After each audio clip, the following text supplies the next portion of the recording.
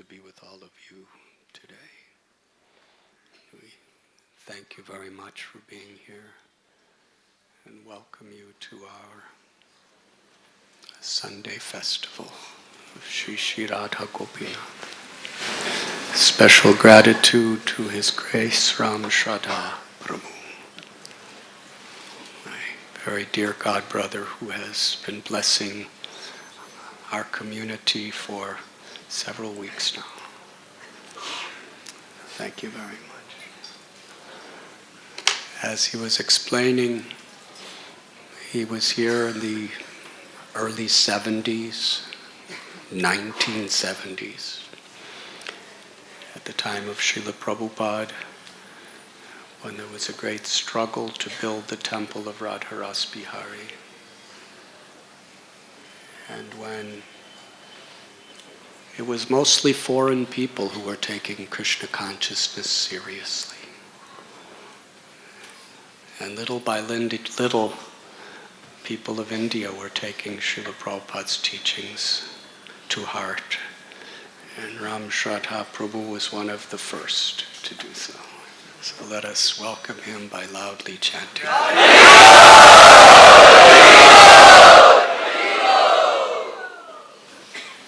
He did seva here in Mumbai for many years and in various places, and lived in Europe, Germany for some time. And never always retained that spirit of Srila Prabhupada to receive bhakti and through our sadhana, through our satsang, and to share bhakti through our outreach efforts on behalf of His Divine Grace, Srila Prabhupada. Thank you for your inspirational life.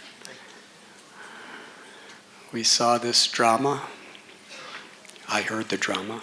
I was watching it with my ears, of Keshav Kashmiri and Sri Chaitanya Mahaprabhu. In each pastime of the Lord, there are many lessons. And the more we are sincere in hearing with a submissive and eager heart, the more Krishna reveals to us through his pastimes. Parikshit Maharaj was the perfect example of how to hear Srimad Bhagavatam. He knew he was going to die in 7 days, so he was extremely sincere. And there was really nothing else for him to achieve in life except Krishna. So he was totally focused with concentration. And although he was the king of the world, and he had such fortune and power, he realized that ultimately it was all out of his control. And therefore, he was purely submissive to all the great sages and rishis, and ultimately to Shukadev Goswami. And because he was hearing with such sincerity, such eagerness, and such attention, and such humility, every word that Shukadev Goswami spoke was bringing him closer and closer to the most intimate, loving experience with Krishna. Keshav Kashmiri was the greatest scholar in the world from a material perspective. But Queen Kunti in Srimad Bhagavatam tells us, Janmaishwarya Shruti Shribir Edamana Madapuma, that 4 powerful disqualifications for pure devotional service are high education, high wealth, high parentage, and high beauty. because these things have the tendency to make us proud. And where there is pride, we cannot, with humility, cry out God's names. And that's where we really make our connection with Krishna. Those who are impoverished, they can understand Krishna. This is Kunti's conclusion. But she's saying this just after her son, Yudhisthira, was coronated as king. Very interesting historical dynamic.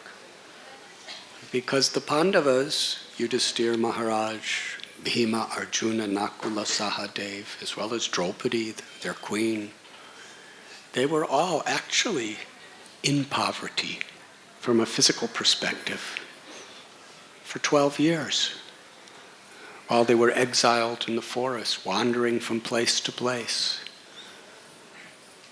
So many places you go in India, they will tell you the Pandavas came here. Yes.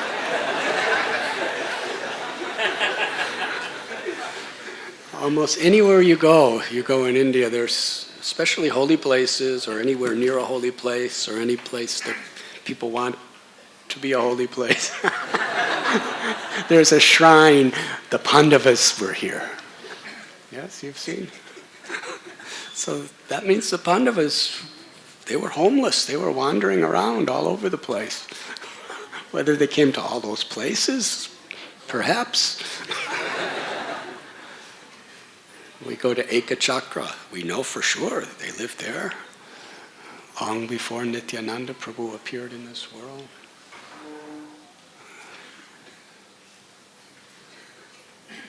And after being more or less homeless, without anything, without any land, without any position,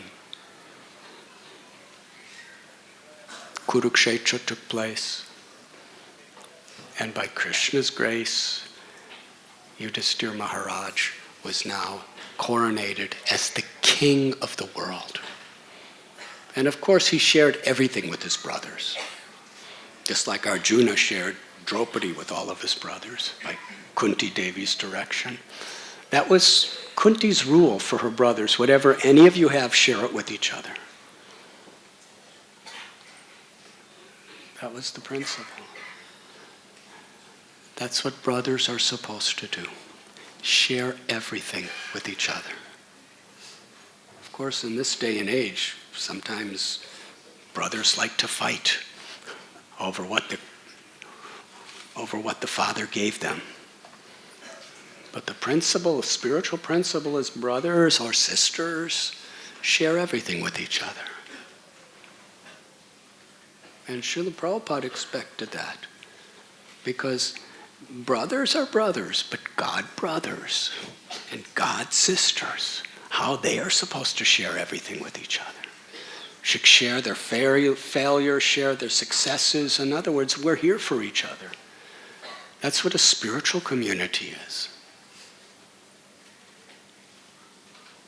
Now the Pandavas, they were so respectful to Kunti. Anything that happened, share it with your brothers. You know, Arjuna just won Draupadi in a contest, and he said, "Mother, I brought something." And she just said, "Share it with your brothers." Arjuna said, "It's a wife."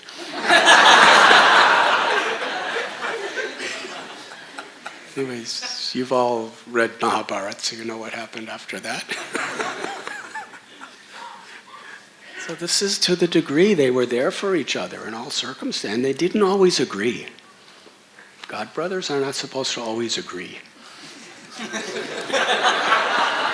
Okay. Huh? Ram Shraddha Prabhu is speaking with realization. He's saying if everyone agrees, it's boring.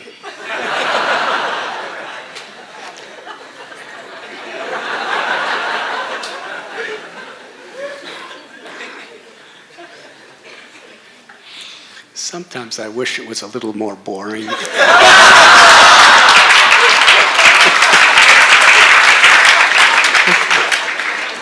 But Krishna knows what's best, right? Huh? Then we have to all merge. Yes. Then no disagreement.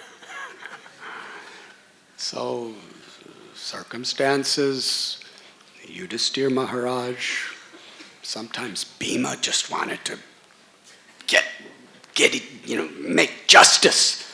And Yudhisthira Maharaj would say, no, you just be calm, you just stay here. Bhima would, I just want to break his thigh. And Yudhisthira Maharaj, no, sit down. The time will come, the time will come.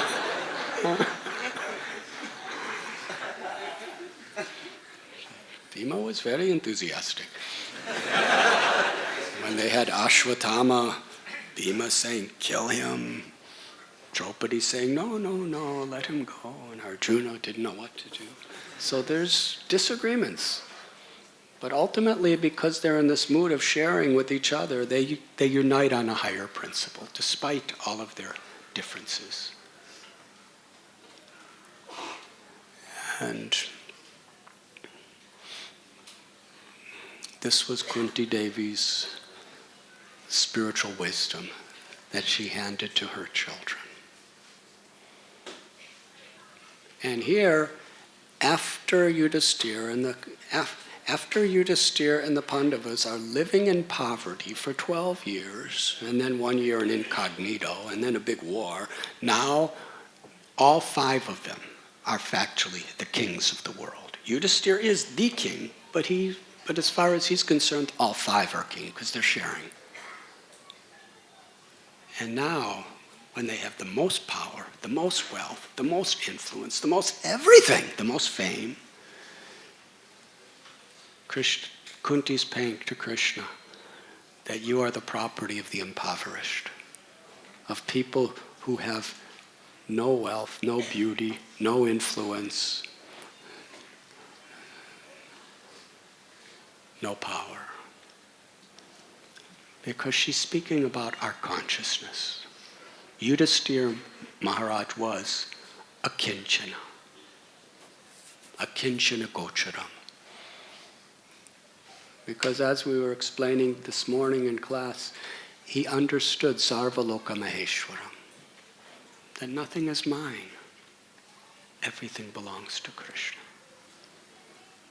In this sense, you can be a kinchana gocharam and be a billionaire, a millionaire, a struggling middle class, a factory worker, a farmer, a brahmachari, whatever it may be. We can be a kinchana gocharam if we just understand that everything belongs to Krishna. I'm not the controller. I'm not the proprietor. I'm not the enjoyer.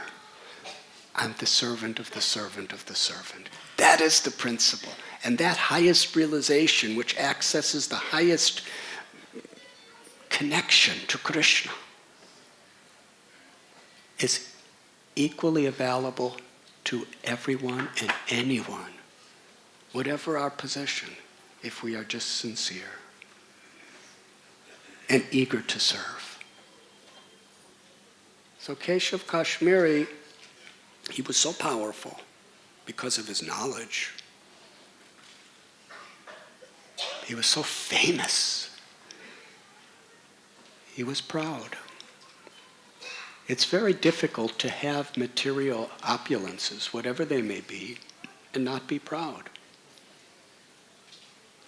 One of the opulences, Sat Aishwaryas, that describes Krishna's 6 opulences, is renunciation. This is quite subtle. One can be proud and totally disqualified from devotional service because of one's renunciation.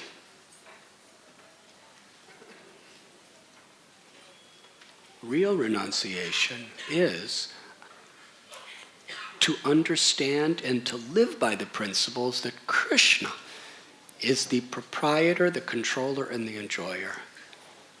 And Jivera Swarupoi Krishna Nityadas. I'm eternally a servant. That's renunciation. That's the perfection.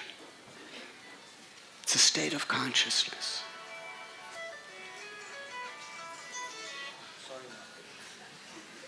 Coming from you, it is like it's like a kirtan.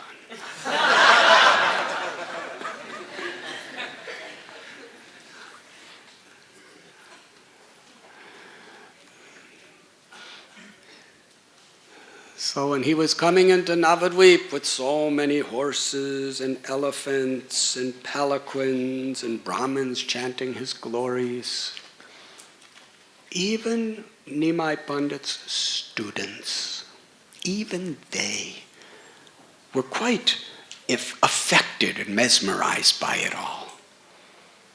Because it's very, very natural to be affected and mesmerized by sensational things going around us. Yes?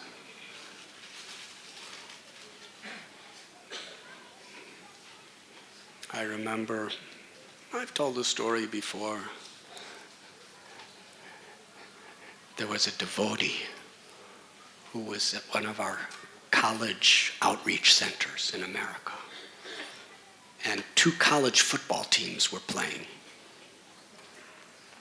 And they were like really aggressively rivals with each other. And I would go from college to college. So I was neutral because I was going to all the different colleges. So I didn't affiliate myself with anyone in particular. So either I was in West Virginia University, I was in Pittsburgh University, but they were playing each other. And one won. So I talked to this person, called me on the phone, and I asked him, what's happening? He said, the other team won. I said, very good.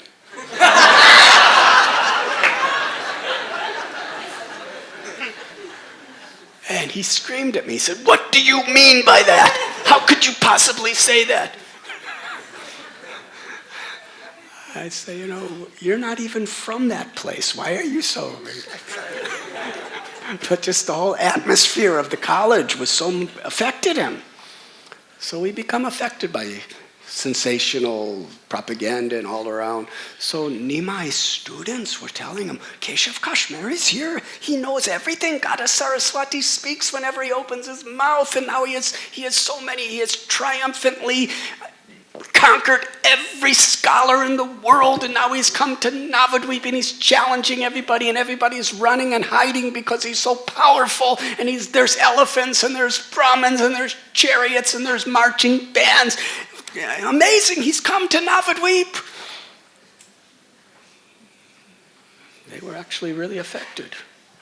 And Nimai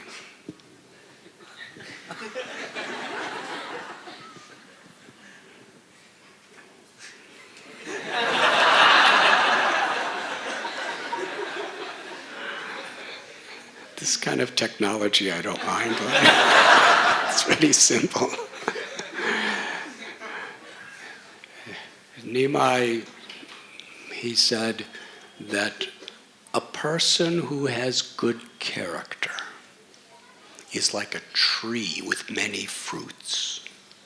Due to the weight of the fruits, that tree will lower itself to bow to everyone. But a tree that doesn't have good fruits stands up very straight and thinks I'm above everyone. Then Nimai, he said it very casually. He said, Krishna does not allow false pride.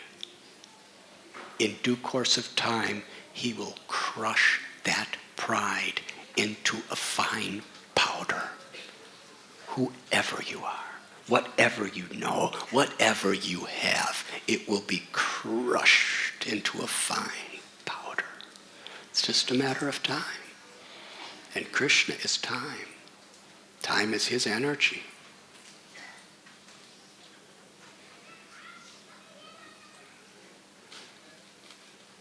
But Nimai was so good. He welcomed, I'm not going to repeat because you saw it in the drama, but eventually Keshav Kashmiri was defeated by Nimai, and Goddess Saraswati told that he is the Supreme Lord, whom I have gotten all my powers that I've given you. You should surrender. And eventually he did. And he became the humble servant of the servant of the servant. Because he understood the very purpose of all the knowledge that he had.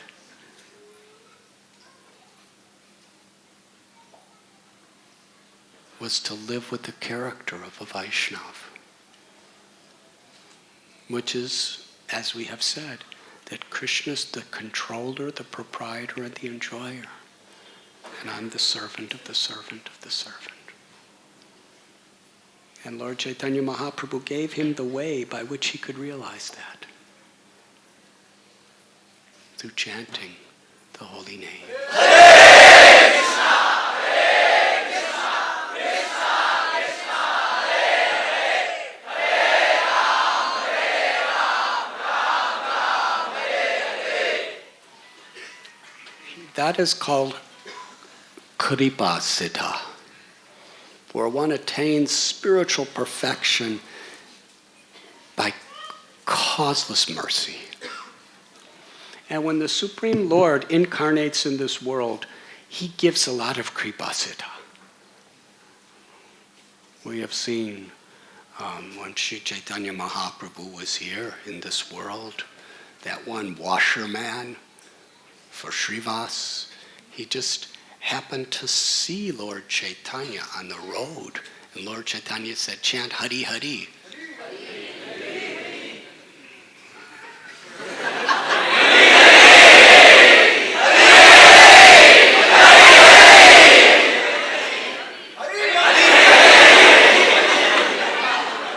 And he attained the perfection of life. He only said it once and he attained the perfection of life. You've just said it 5 times.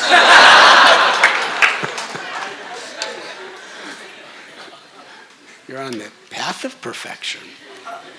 But that's Kripa Siddha. Chaitanya Mahaprabhu went into the jungles of Jharkhand. And he was seeing cobras and vipers, and he was seeing lions and tigers, and he was seeing deers and squirrels and rabbits and insects and trees. And he was telling them, chant Hari Hari. And they were...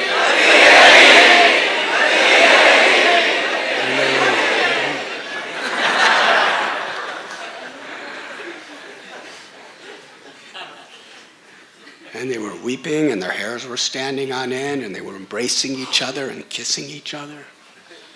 No, I don't see any of you doing that.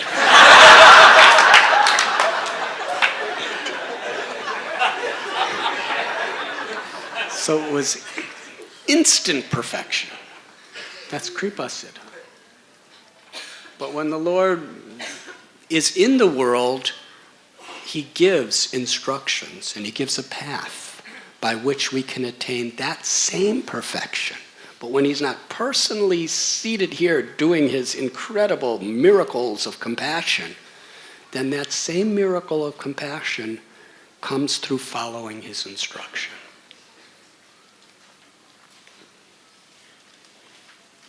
And he explained to Rupa Goswami in such a way to reveal to the world how everyone can achieve that spiritual perfection. It's called sadhana siddha. We can become perfect by following and implementing in our life the Lord's instructions. Adosha tata sadhu sangota bhajana kriya. Tato narthana vitishyat. Tato nishta ruchis tata. He says at the beginning there's a little faith. From that faith, Krishna reciprocates and brings us in the association of devotees. In that association, we learn bhajana kriya. We learn how to practice devotional service. There are 9 processes of devotional service. Sravana kirtana smarana bandhana pada sevana dasyare pujana sakijana atma nivedana. These are the 9 processes, beginning with hearing and chanting and remembering the Lord. And under the guidance of spiritual masters, we actually learn how to follow these 9 processes of devotional service. That's bhajana kriya. And through the process of following these, especially hearing and chanting the glories of the Lord in a spirit of servitude, then anartha nivriti, then the unwanted things of the heart will be removed. And once they're actually removed, there's nishtha, there's firm faith. And by continuing on with the practice of devotional service, hearing and chanting the glories of the Lord in the association of devotees, that firm faith develops into ashakti, deep attachment to Krishna. And then bhava, love, and prema, ecstatic love. The same thing that those monkeys and tigers and deers and snakes achieved in Jharikanda in a second. The same thing that washerman, that Malecha washerman achieved in a second,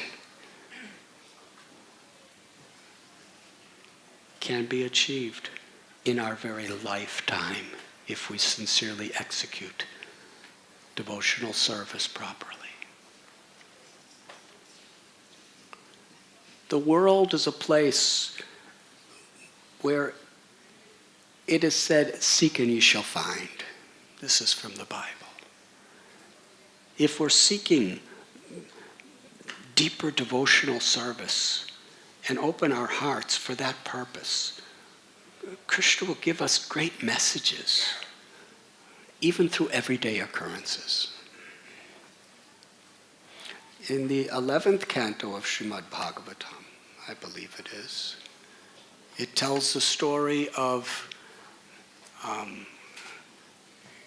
King Yadu, was it, when he was in the forest and he met that one sage who had so many gurus. Was it 24 gurus? And Avadut. And some of his gurus that he learned things from, one was Pingala. Does everyone know what her profession was? Yes. She was a prostitute. Now, usually we're not supposed to learn from prostitutes, but he learned how to attain the perfection of life by watching her frustration and anxiety. Yes. Also from a moth flying into fire, he learned what lust does to somebody. He learned from some little birds and a hunter who was killing the birds.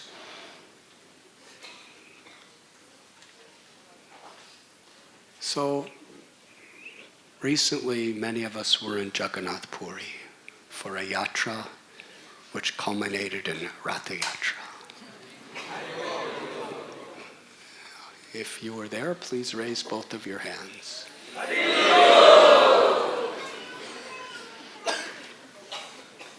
So Jagannath Puri is one of the holiest of all holy places. It is Purushottam Kshetra. It is the place which is the residence of the Supreme Personality of Godhead, Jagannath. Sri Chaitanya Mahaprabhu, he resided there for 24 years. For 6 of those 24 years, he was traveling in and out. The last 18 years, he remained there. and revealed so many beautiful pastimes. So it's a holy place. So one day, when I was chanting my japa, I was looking out at the ocean, and I saw a wonderful lesson. May I share it with you?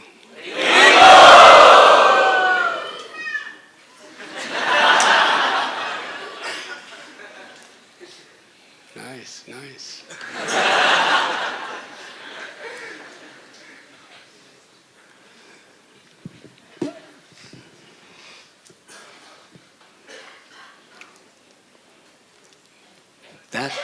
That day, the waves were huge. You know how big the waves can be in Jagannath Puri. I've seen many of our brahmacharis, they just kind of sit on the sand. And the waves hit them, but they're really afraid to go in because you don't know what's going to happen. These very powerful waves, they kind of beat you. Yes? So the waves were massive waves, huge waves.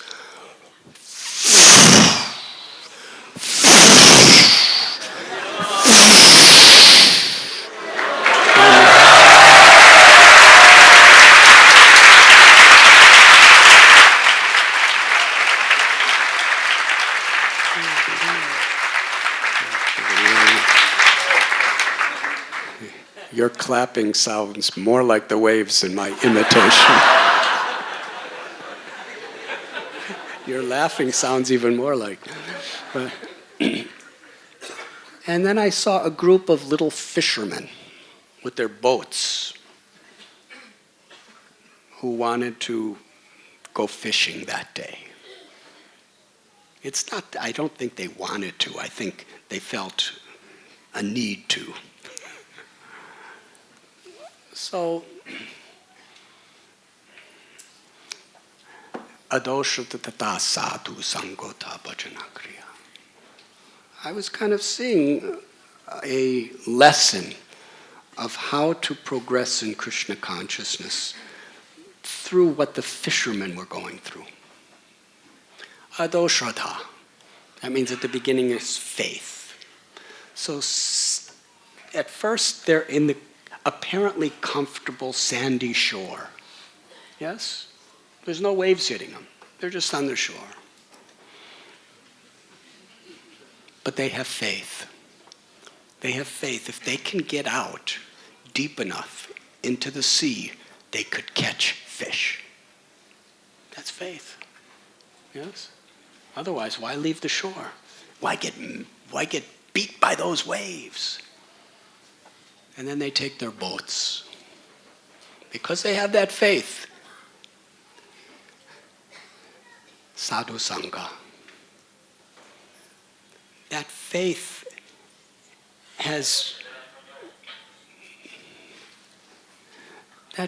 actually has come probably from their family members who are fishermen,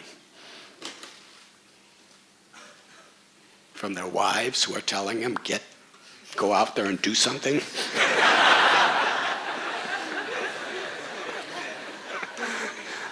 Their children who are hungry, their fathers who've done it before, their grandfathers who've done it before, their great-grandfathers. There's a whole parampara. And they know that they've done it. And then all the other fishermen around them, they're all communities. So it's like they reinforce the faith. And not only that, but from the other fishermen of the present and the past, they actually learn what they're supposed to do. They're supposed to get on their boats and they're supposed to row in a certain way. Yes? They learn this due to what's compared to sadhu sangam. And then there's bhajana kriya. Then there's actually getting on the boat. Getting on the boat and rowing, going forward. Now, as you're doing your bhajana kriya, as you're doing your sadhana, what we find is anartha nivriti. So many impurities coming. Yes? And the waves represent obstacles on the path of devotional service.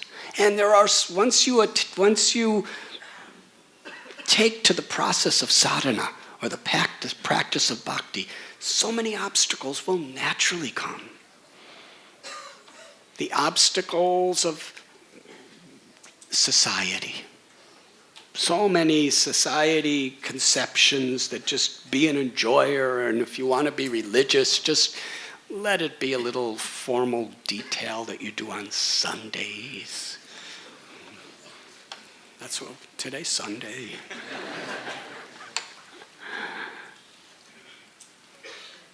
Obstacles in the form of the weather, too much rain, too much cold, too much heat. Obstacles that may come from other living beings. They may be our god brothers or god sisters. They may be other Vaishnavas. They may be family members. They may be our boss or our employees or whatever it is. Maybe the government. So many obstacles come. There may be obstacles within our own health. And there are many obstacles in the waves of our anartas.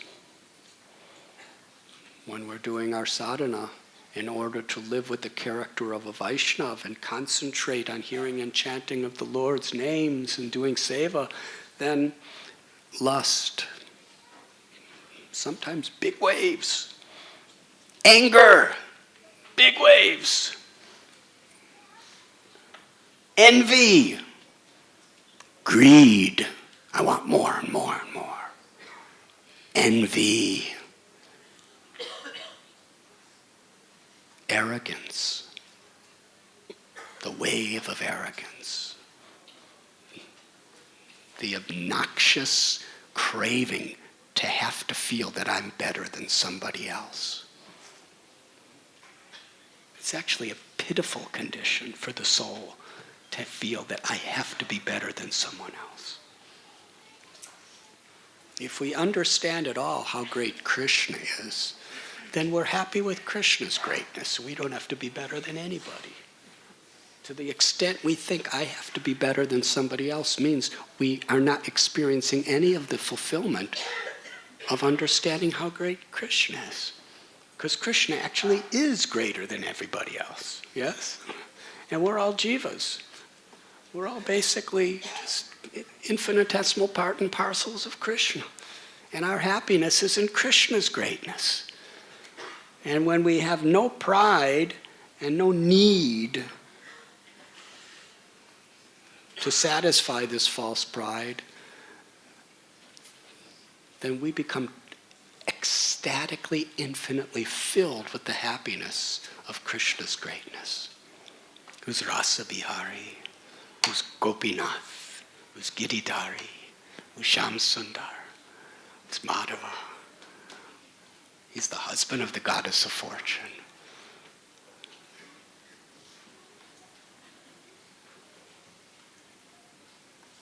So these anartas come like waves.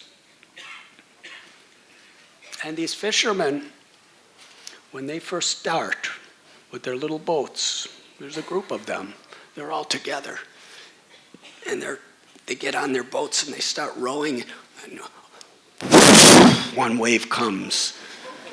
And they're really, really fighting against it, and they go backwards so much, and then they're going forward, and then another wave goes, and it pushes them back again, and they're struggling, shoving another, and then the boat, they fall off the boat. They're in the water. And somehow or other, another boat, and then another wave comes, and they somehow or other, they're crawling back in the boat, and they get up and they start paddling again. This is actually what I'm seeing. I'm giving you a replay. Not exaggerating. They get back on the boat and they're paddling and paddling and paddling. Bhajana Kriya, they're chanting, they're hearing, they're doing deity worship. They're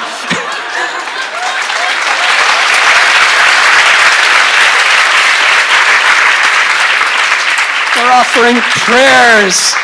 They're doing seva. They're eating prasad. They're trying to practice bhakti, and they keep getting pushed back and pushed back and pushed sideways, and then one wave comes and knocks the whole boat over. And the boat goes upside down, and they go under the boat, and I'm just thinking, what happened to them?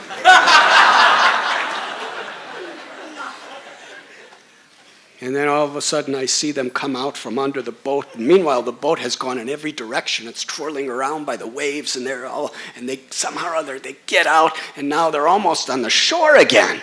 And they get back in the boat, and Bhajana Kriya, they just keep hearing and chanting and remembering and offering puja and praying.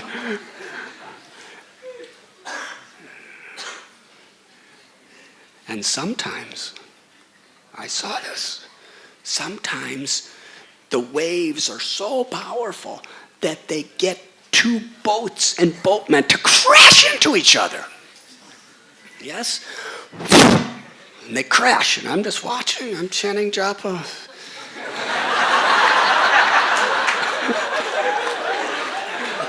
I'm on the shore, thinking, my God, this is what I have to do. This is what my japa is about, actually. The boats crash into each other, and the boatmen crash into each other. And sometimes anartha navriti, that's what happens. It causes the satsang to actually crash into each other. Where our anarthas cause collision with other devotees, who in this regard are fishermen. But what did they do? I didn't see them when the waves crashed them into each other. I didn't see them just get back on the shore and start beating each other up.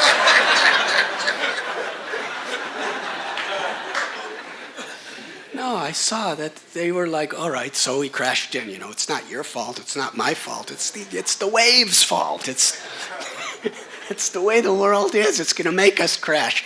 But somehow or other, they just both got on their boats and they started paddling again.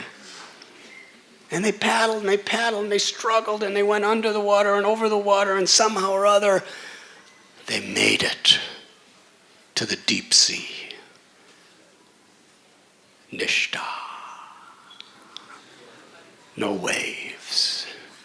Very calm. Shanti. Peace. But you see, in bhakti, we don't just settle for shanti and peace. Impersonalists, they're happy just with the peace, being in the deep ocean, just like that.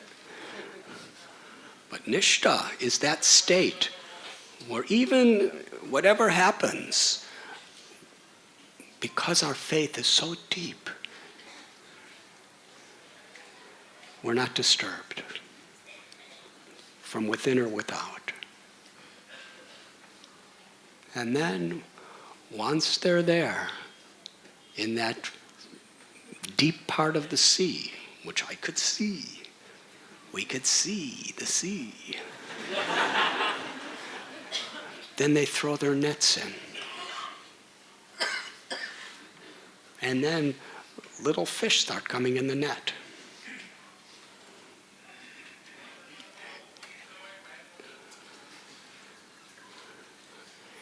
And once they start seeing little fish coming into their nets, that's like ruchi. They get a higher taste. They actually get an experience of what they're really there for. And then more and more and more and more fish. And then they bring the net in, and there's so many fish. And when they actually see the fish and bring them on the boat, from ruchi, it's like bhava. They actually attain the fish. And then I'm thinking, and then they have so many fish, and then they sell them, and they get lots of money, and they become wealthy. That's prem. Now, I'm not advocating becoming a fisherman.